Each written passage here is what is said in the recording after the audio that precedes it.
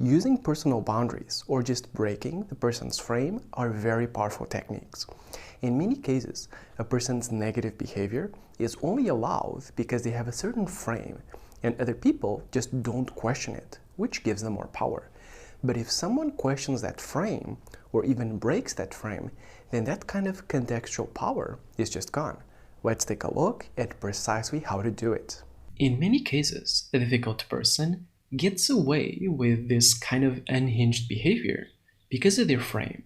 In particular, what I mean is that they impose their frame on others in what is called a frame battle. For example, a boss versus an employee. The boss has a frame of "you need me, I own you," while the employee has a frame of "you need me, and you can't get things done without me." This is a frame battle. And in any frame battle, only one person can win.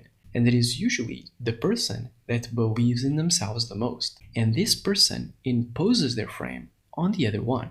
Another example is sales. A salesperson has the frame that the client needs the product, and they're doing them a favor, while the buyer has a skeptical frame of them not needing this and the salesperson being bothering them. And the one that believes themselves the most ends up imposing their frame on others.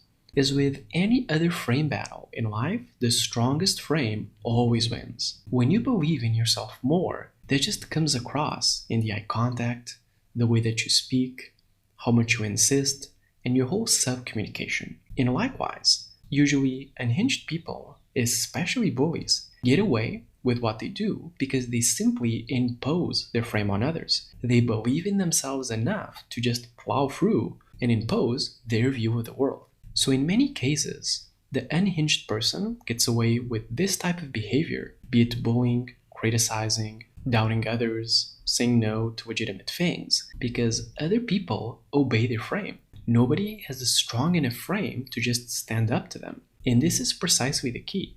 If you have a strong enough frame to look them in the eyes and question them, they lose their power. The simplest way to reject their frame is by simply drawing a personal boundary.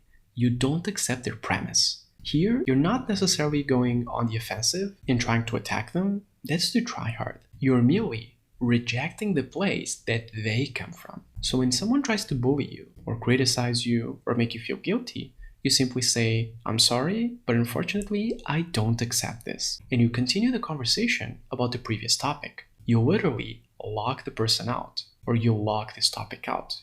You don't even acknowledge their frame. Or if someone tries to interrupt you or shame you in public, you stop and you say, "I'm sorry, but I'm not in a position to deal with this right now." And you continue doing what you were doing. In short, the person is trying to interrupt you and take over the frame, and you're politely saying, "You're not entering here, sorry," and you keep your frame intact. The goal here is not to enter an argument and defend against their frame in a big war. The goal is to just reject it from the beginning. You don't even let them establish their frame. You don't even let them mention the insult, criticism, or whatever it is. You just block it. This is the effect that you want, that you didn't even let them in the first place. What are some examples of frames and boundaries? The first is saying, "We can talk later," especially for needy people or those who abuse your time. If they try to interrupt you, for example, during a presentation, and you're only available to speak later, you say, "I'm sorry, I can't answer right now, we can speak later." You prevent them from breaking your frame. The second is saying, "I can't deal with this." When you say this, for example, to a friend, you are literally removing yourself from the situation. You're saying, "I am not going to let this come in and affect my frame. I'm locking it out." It can be used for the right or wrong means, but you can see the principle at play. And finally, saying, "This is not my problem," is drawing a boundary as well. When someone comes and tries to get you involved in something, you say right away, "This isn't my issue, I'm not going to get involved." Again, it can be used for the right means or not at all.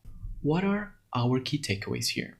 The first is the concept of a frame battle. Every time that two people have a different perception of reality and clash, that is a frame battle. And only one person can win, and that is the person who believes in themselves more, who has the strongest frame. Also, unhinged people impose their frame.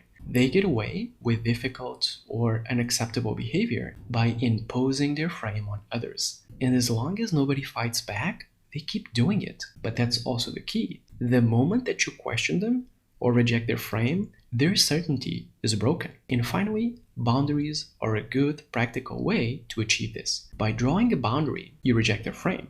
You prevent yourself from dealing with this from the beginning. You reject them in the first place. So as we see, breaking a person's frame, for example, using personal boundaries, is a great way to defend yourself against their behavior.